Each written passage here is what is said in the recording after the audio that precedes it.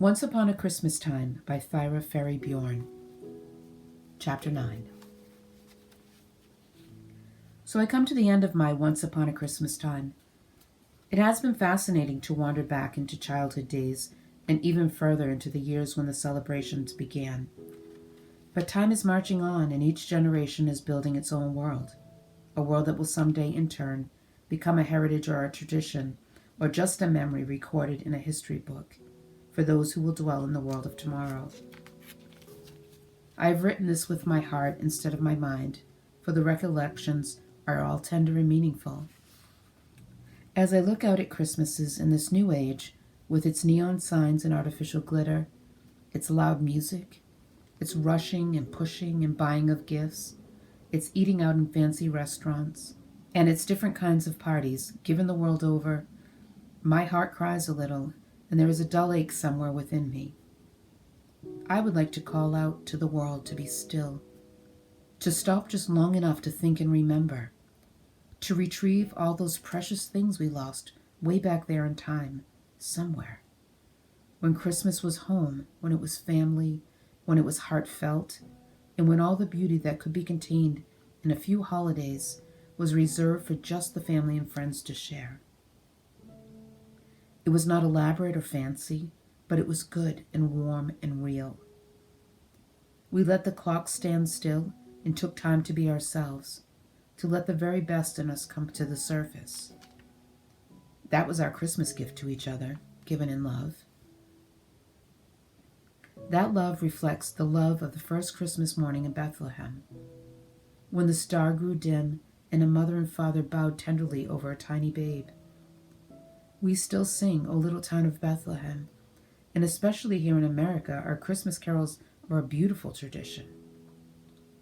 People who remember have told me how, long ago, singing together as families around the piano, these carols brought Christmas right into their midst. They were all there, the old, the young, and even the very tiny, and the music filled their home with the voices of happy people. I am so glad that we have those carols and that they are played every Christmas season to bring a message to those whose ears and hearts are open to listening. In many homes, the first Sunday of December still means the beginning of Advent, when the family will light that first tall candle. This is not just a regional event. It is celebrated in homes and churches in Sweden and Germany and in countries all over the world. It proclaims the glad tidings of the great light promised to a weary world. Each Sunday a new candle is lit until the Sunday before Christmas, the fourth and last candle is set aflame. There is still hope for our world as long as families light these candles, as long as they sing the carols, read the Christmas story together, and rejoice over the gift given to the world. That light so bright that no darkness can hide it. It is this faith in our age and this hope that makes our modern Christmas real and alive.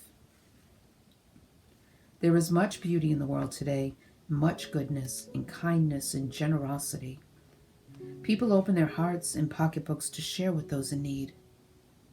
At no other time of the year are the poor and the sick and the bereaved remembered more generously than at Christmas time. And every time we share, we praise God, who gave that first Christmas gift to the whole world. For God so loved the world that he gave his only begotten Son, that whosoever that believeth in him shall not perish, but have everlasting life. That gift is as real today as on the morning it was given. It is free for every person to accept as his own. It is a tremendous gift, so immense in its greatness that hundreds of years later have not diminished its grandeur, and time will never destroy it. In every heart that receives God's gift, the star still shines, the angels still sing, the shepherds still journey to the stable, and the wise men still come from afar. And because of this, new lights appear in the darkness, new hope is given to captives. And as long as there is a Christmas, no matter what people of ill will try to do, they will not be able to put out the light that was lit 2,000 years ago and that outshines all other lights in this world. Christmas is ours, all of us together, no matter what country we come from, when we accept God's gift of the little child, who was himself the light of the very first, once upon a Christmas time.